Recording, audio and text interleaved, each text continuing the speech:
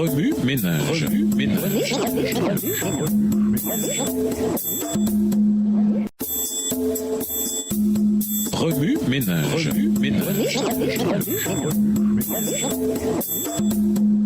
Bienvenue dans votre émission Remue ménage. Voilà la leçon 8.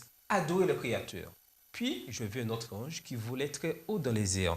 Il avait une bonne nouvelle éternelle qu'il devait annoncer aux habitants de la terre, aux gens de toute nation, toute tribu, toute langue et tout peuple. Apocalypse 14, verset 6. Dieu nous a donné la lumière de la connaissance, une connaissance précieuse et nécessaire. Nous devons tendre vers elle et nous réjouir dans le Seigneur qui nous l'a donnée. L'heure du jugement est venue. Lisons Apocalypse 14, verset 7. Apocalypse 14, verset 7, il disait d'une voix forte, craignez Dieu et donnez-lui gloire, car l'heure de son jugement est venue. Et adorez celui qui a fait le ciel, la terre et la mer et les sources d'eau. Enfant, mon frère et moi habitions au Ghana, en Afrique de l'Ouest. Nous avons grandi en tant qu'enfants de missionnaires.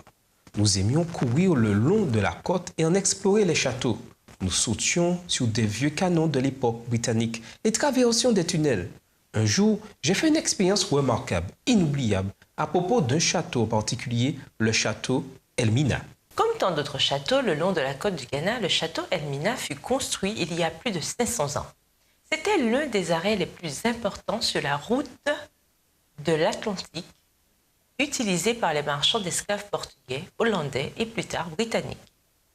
Le château compte plusieurs prisons où hommes, femmes et enfants venant de la Côte d'Or furent détenus et traités de façon inhumaine avant d'être envoyés en Europe et en Amérique du Nord comme esclaves.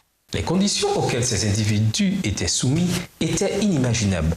La plupart d'entre eux mouraient pendant la traversée de l'océan Atlantique. En dépit d'une oppression terrible, un grand nombre de survivants chantaient et louaient Dieu alors qu'ils travaillaient dans les champs. Leurs chants parlaient de leur espérance du retour de Jésus. En ce grand jour, ils seraient finalement délivrés et emmenés au paradis. Ils seraient enfin libres.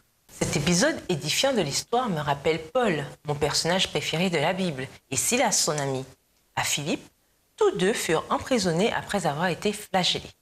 Vers minuit, Paul et Silas priaient et chantaient pour louer Dieu. Les autres prisonniers les écoutaient. Tout à coup, il y eut un violent tremblement de terre. Toutes les portes s'ouvrirent aussitôt et les chaînes de tous les prisonniers se détachèrent. Acte 16 et versets 25 et 26. Le Seigneur les délivra de la façon la plus étonnante.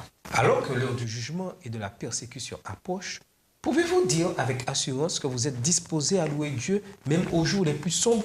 Apocalypse 14, verset 7, il disait d'une voix forte, « Soumettez-vous à Dieu et rendez-lui gloire, car le moment est arrivé où il va juger l'humanité. Adorez celui qui a créé le ciel, la terre, la mer et les sources d'eau. » Quelle magnifique tâche Dieu nous a confiée. Il nous rappelle sa gloire et sa majesté. Comme la fête imminente, il nous encourage à nous préparer et à nous hâter.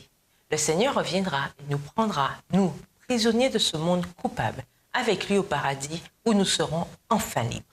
Au revoir. Et à demain si Dieu veut. Remue ménage. Remue ménage.